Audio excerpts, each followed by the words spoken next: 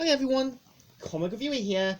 This time reviewing on the 2008 film Superhero Movie. Now, as you know, Superhero Movie is and was meant to be a superhero parody film that was meant to parody the sort of superhero genre films from the 2000s, like Spider-Man, Fantastic Four, X-Men, and the sort of ones you now see in CEX or charity shops for arguably a cheap price.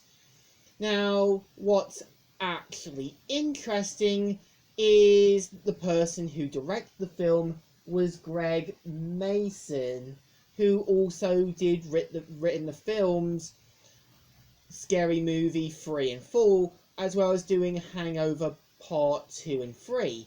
Now, the premise of the film is meant to be a more parodied version of Spider-Man, which we're introduced to Rick Ricker, who is maybe much like Peter Parker, but completely different, and who is surprisingly played by Drake Bell, who would later go on to play Ultimate Spider-Man. Now, Rick's character is that he's a bit of a screw-up. He kind of constantly messes up. And when you kind of got his love interest, Jill, you can tell she does care about him as well. But after basically getting bitten by a dragonfly, he slowly ends up becoming the superhero known as Dragonfly. Obviously meant to be a parody of Spider-Man. And of course you are introduced to Lou Landers, who is meant to be a parody of Norman Osborn, known as Hourglass. Now, the problem I would say with Lou's character is that there isn't much chemistry with him and Rick, because in the Sam Raimi films, Peter and Norman worked because Peter was amazed by Norman's success, and also Norman saw Peter as the son he never had. And the problem with making basically Lance, who's meant to be Flash Thompson, the uncle of Lou, it doesn't really fit the sort of character. And when you kind of got Kevin Hart playing Trey, who's meant to be Harry Osborn, it doesn't fit well because, well, Harry had money and success. He was basically seen as a bit of an outcast at school. He was jealous of Peter at times. The problem is they just basically made Kevin Hart the black friend to Rick's character, and much like the film, tries to sort of joke around with the Spider-Man films, such as much like how Peter Parker lets the mugger go after being denied his money. Here, it's a bit more childish. Rick basically lets the guy who robs the bank go just because he couldn't get money to pay for his car, which is a little selfish and a bit childish. And also, when the humour does try to be funny, it feels flat and doesn't really work.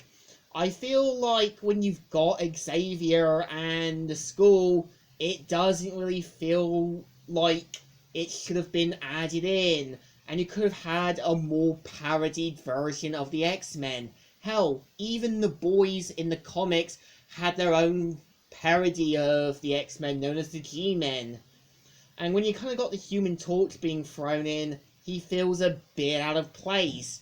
And I feel as well, when you got the aunt dying and the uncle replaced, this does remind me of the What If comics where Uncle Ben lived instead of Aunt May. But the problem is, I don't think Rick's uncle and aunt are really great characters, because one's an over-the-top perverted jerk, and the other one is basically a senile old lady. And the problem is as well, it seems like they were trying to make a series out of this, as it did leave room for sequels that we'll probably never see. And I feel, well, I think to me, Meet the Spartans work because they were aware of how over-the-top Frank Miller was, and how he could come up with poorly written stories that didn't belong anywhere. The problem with superhero movie, it tries to be funny, but doesn't feel like it belongs anywhere in the bargain basement. So, to me, superhero movie deserves a thumbs down. Not interesting, not great, and a waste of time. So, Comic Reviewer here, signing out.